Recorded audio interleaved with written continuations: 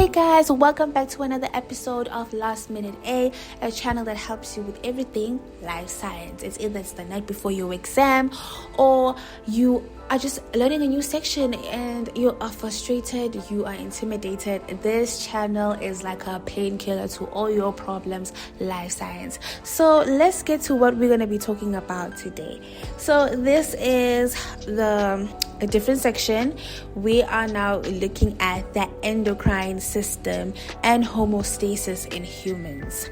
So we're going to be looking at the endocrine system, talking about the negative feedback mechanism, the regulation of glucose levels in your internal environment, the regulation of carbon dioxide levels in the internal environment, osmoregulation, the regulation of salt balance, and thermoregulation.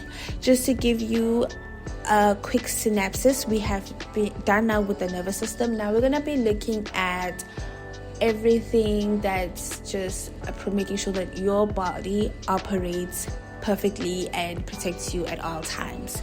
So let's get into that. So the endocrine system, what is the endocrine system? It's a system that controls every system of your body, but with hormones. The functioning of your body, but with hormones. So the endocrine system is made up of the hormones, blood, which help transport the hormones, and glands that are either stimulated to release certain hormones. So that is the endocrine system. So how it works is that the endocrine system deals with internal changes. So as you may have noticed with the nervous system, we were dealing with everything that is external. If you look at it, you get a light stimulus, you're able to see, you hear a sound, you being able to hear a sound, you'll be able to protect yourself from a hot stove, from a glass on the floor, if you do not step on glass, to be able to keep your balance. You can see all of those things are more external. The endocrine system works with protecting your internal environment. So how it would work is that there will be some sort of stimulus would be some sort of change, and that change will then will be detected by your endocrine glands, and these glands will be signaled by the brain to be told like, hey, something's happening, so you need to produce a certain hormone to help combat this change. And so that gland will secrete the hormone, and then the blood comes into this because those hormones get transported via the blood. And then it goes to the target organs where the response will be restoring that balance. However that organ can do that, it's either it's taking up something or releasing something. Now we're going to look at certain glands and the hormones they produce and other functions that they function in the endocrine system. So we're going to start at the top in your head. You have the hypothalamus. Your hypothalamus produces ADH, which is antidiuretic hormone. This hormone targets your kidneys, so it controls the concentration of water in your blood. And the function specifically for the hypothalamus in terms of the endocrine system is to release hormones, which is ADH. ADH is the one hormone that is released directly by the hypothalamus, and the other hormone that is also released by the hypothalamus is oxytocin, which allows a woman to be able to give birth. It triggers contractions, and it's also considered a love hormone. It gets released in females if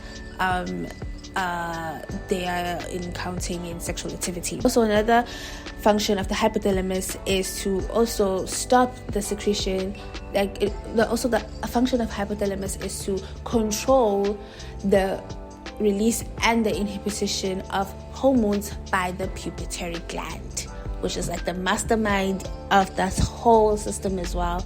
So the pituitary gland also secretes hormones itself, and all of the hormones mostly that are secreted by the pituitary glands are hormones that are going to stimulate other endocrine glands to secrete hormones.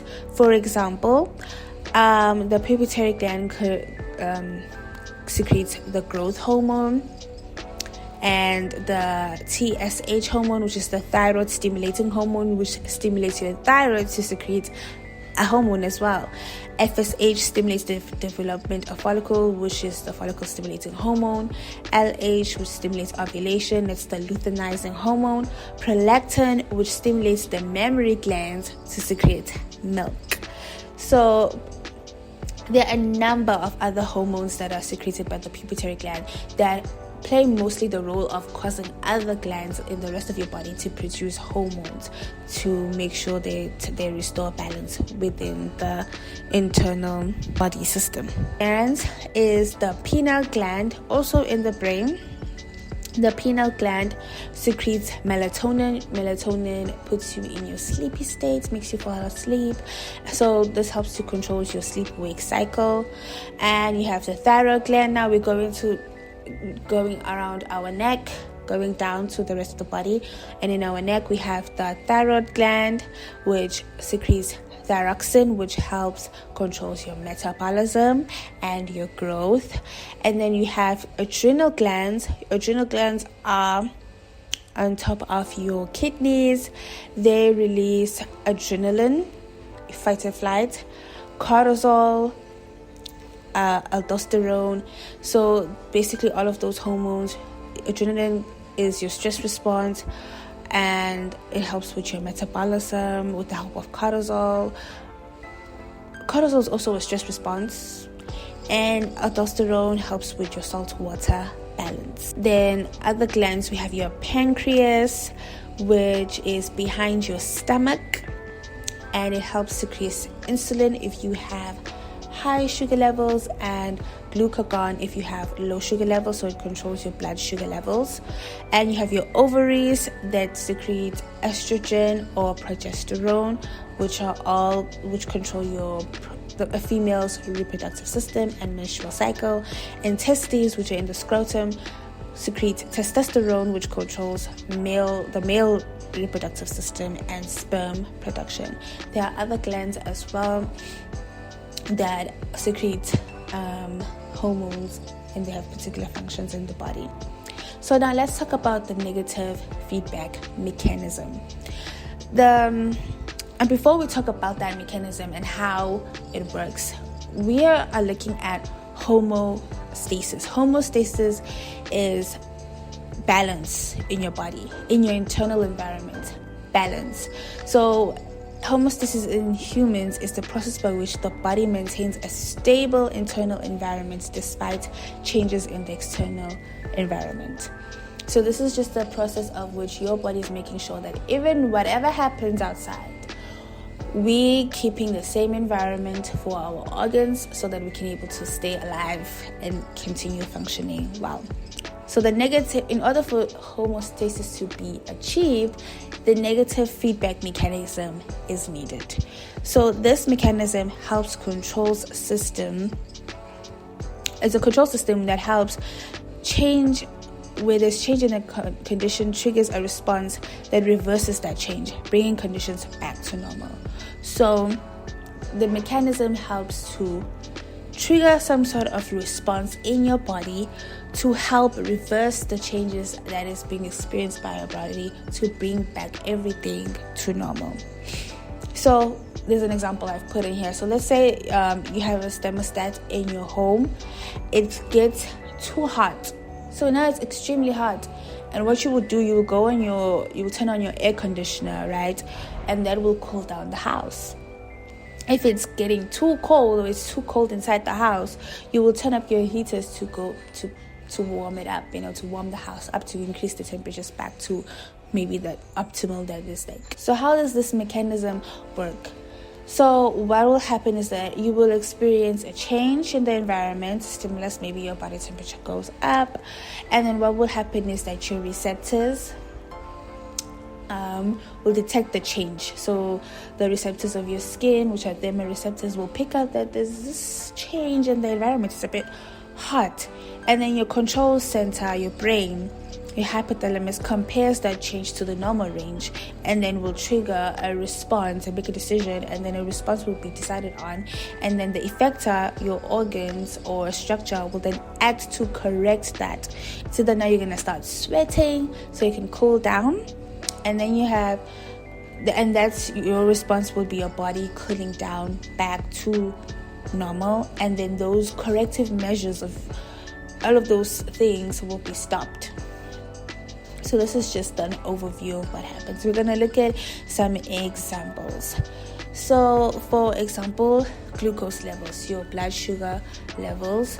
So when your blood sugar levels go up, let's say you just had a nice muffin, and because you just had your muffin, your sugar levels in your blood go up.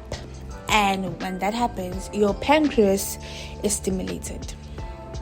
Your pancreas is stimulated, your hypothalamus is there, and your pancreas is stimulated, and it's stimulated to secrete insulin. Insulin is now going to the liver, traveling via the blood. The liver is stimulated to convert glucose to glycogen. So the liver is stimulated to do something to decrease the amount of glucose in your blood. So your liver, then what it does, it would convert all of this blood in you, all of the glucose in your blood to glycogen and store it. So so what happens? Glucose is taken out of the blood system. It's being taken out, and that helps decrease the glucose levels. And so the glucose levels decrease back to normal. And once they get back to normal, the pancreas stops secreting insulin, and then the liver stops taking up glucose, and now we have a good amount of glucose in your blood, in your body. What if the opposite is happening? You've been busy the whole day studying, maybe you're cramming for your exams, and you miss your dinner because you're so caught up with work. What will happen is that your blood sugar levels will go down because you haven't eaten. Your blood sugar levels go down, your pancreas is stimulated that, oh my God, there's not enough glucose in the blood. And what it would do, it will secrete glucagon. Glucagon is secreted. Glucagon goes to the liver, traveling via the blood, and it tells the liver, hey, you have some stored glucose there in you. Can you release some of it to the bloodstream so that we can be good here? So then the liver releases the glycogen by converting the glycogen to glucose, releasing glucose back to the bloodstream. So the glucose enters the bloodstream and the glucose levels go back up to normal. And once they reach normal levels, the pancreas stops secreting glucagon and the liver stops converting glycogen to glucose. Okay, so let's move on.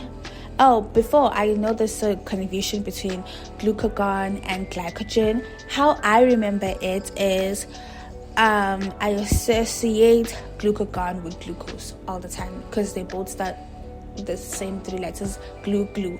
So glucagon will cause glucose to be released from the liver. So glucagon, glucose. And then glycogen is the stored version. It doesn't want to be associated with glucagon because they're not the same. I don't know if that makes sense, but that's how I remember it. That's my little fun trick. So let's look at carbon dioxide level regulation. Let's say you're working out, trying to get that summer body.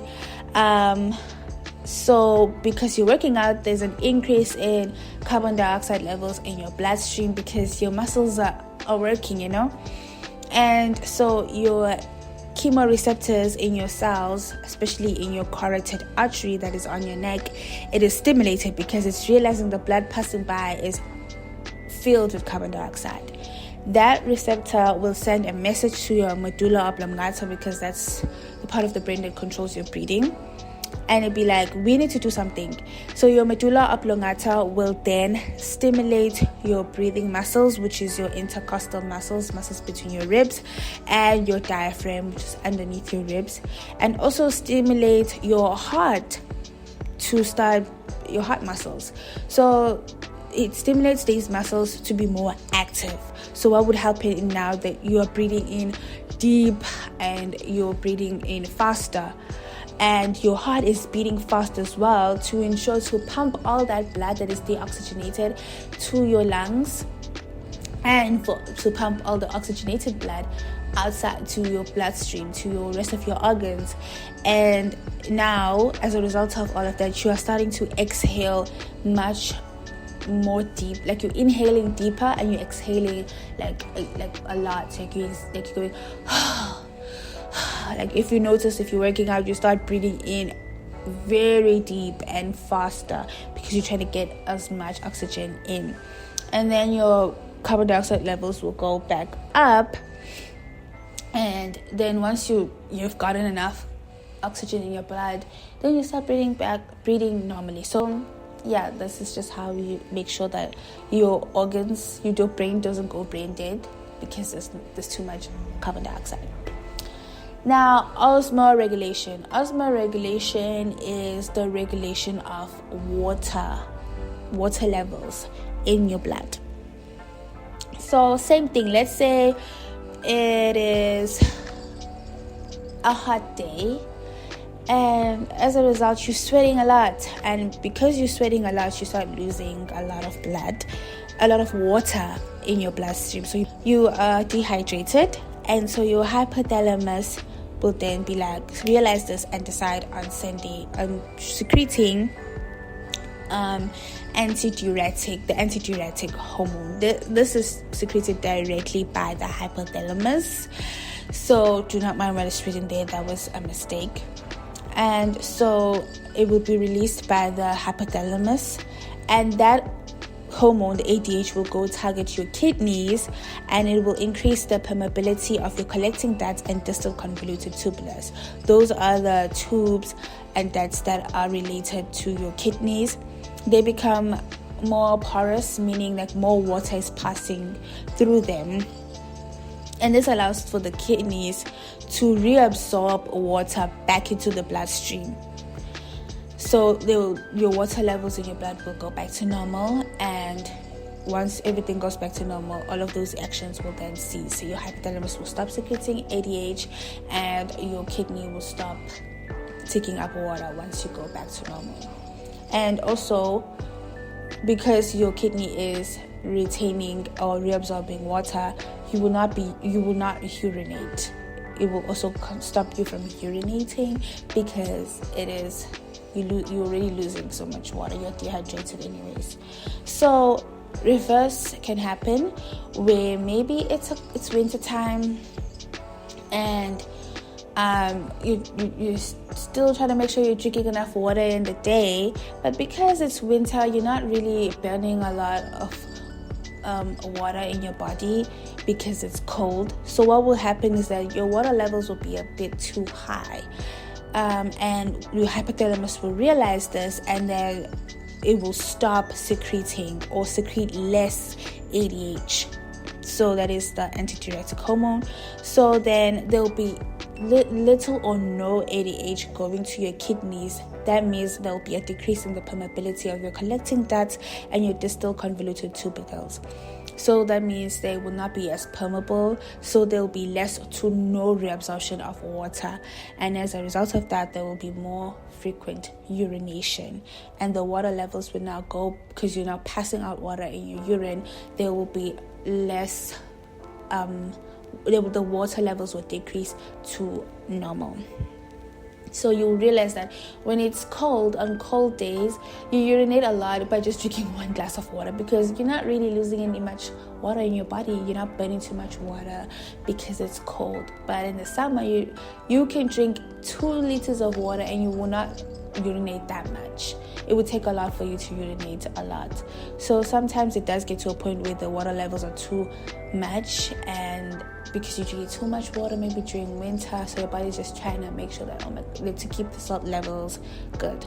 Speaking of salt levels, what happens if the salt levels in your blood go down?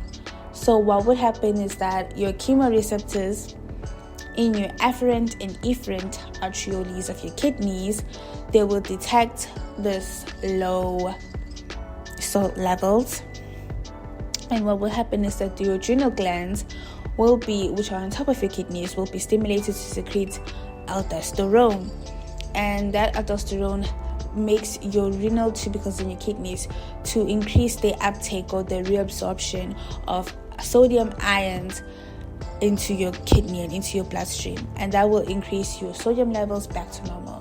So drinking too much water sometimes can cause the decrease of your sodium levels or sodium ion levels in your blood, and you need to have those also in a balanced manner.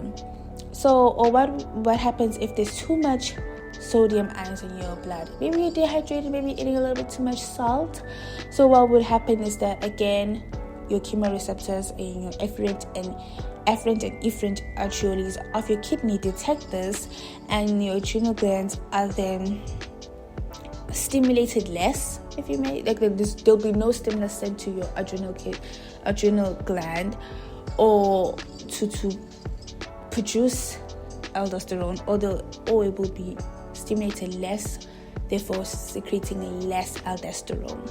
So little to no aldosterone will go to your kidneys, and therefore there will be little to no uptake or reabsorption of sodium ions into your bloodstream. Therefore, then your your sodium levels will then go down back to normal. And then once they're back to normal, all the actions will stop. And then now we are looking at thermoregulation. Our normal body temperature is between 36 to 37 degrees Celsius. If you're 2 digits over the normal, you have a fever, it's either you need to get some painkillers or see a doctor, or if you're 2 digits below, you are experiencing hypothermia, and it's either you have a cold or you're in really dangerous situation. So how does your body ensures that you do not, you go back to, it prevents you from getting to that point, basically. So let's say it's a hot day, it's hot, and what happens is that your thermoreceptors get stimulated. Your thermoreceptors are on your skin. They get stimulated, they feel the heat, and an impulse is sent to your hypothalamus. Your hypothalamus makes a decision, and it triggers your blood vessels to dilate, meaning to become wider. Vasodilation. So vasodilation results in more blood flowing through your vessels and flowing to your skin to expel heat. And because heat travels through our bodies via blood as well. So also the vasodilation causes more blood to go towards your sweat glands, and that will activate your sweat glands, causing them to produce more sweat, so you will start sweating. And then the blowing of the wind and the evaporation of that sweat on your skin will make your body cool down. So then your body temperature will go back down to normal. So for example, if a baby has a fever, or if you have a fever, what is suggested is that you can go into maybe a steam room, like a sauna, or you can go into your bathroom and turn on the shower, and you don't have to even take the bath, but it's always nice to take a bath when you're feeling sick. You can either take a hot shower, or you can stand with your baby outside of the shower. Just be in the bathroom, and the steam will cause you to have a little bit of droplets of water, and the evaporation of that steam in your body cools you down, or helps cool the baby down if the baby has a fever. So let's say it is hot, it's a cold day, and it's winter, it's very, very, very cold. Again, the thermoreceptors on your skin picks that up, and an impulse is sent to your hypothalamus. Your hypothalamus then triggers your blood vessels to constrict, meaning become narrow, vasoconstriction. So the vasoconstriction will cause less blood to flow to your skin, so less heat is expelled through your skin. As I mentioned, heat in our bodies travel via the blood. And then also less blood is now going to the sweat glands. So the sweat glands are not being stimulated to produce sweat. So you're not sweating. And if there's no sweat, there'll be no evaporation of sweat on your skin. So there's no cooling. So your body is just retaining the heat. Also, your body makes sure that, especially around your thorax area, which is like your chest, and make sure that there's a lot of heat trapped there, because that's where your vital organs are. So it doesn't, you will feel like when it's cold, your feet and your hands are always extremely cold, even if you're wearing gloves or socks. That's because all of the heat is mainly retained for your